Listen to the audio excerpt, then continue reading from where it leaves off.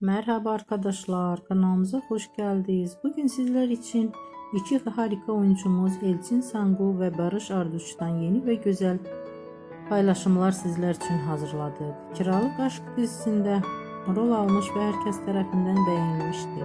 Biz de sizler için onların güzel ve romantik karelerini hazırladık. Bu videoların devamlı gelmesini istiyorsanız kanalımıza abone olup yorum yazmayı unutmayın. Hələlik bizdən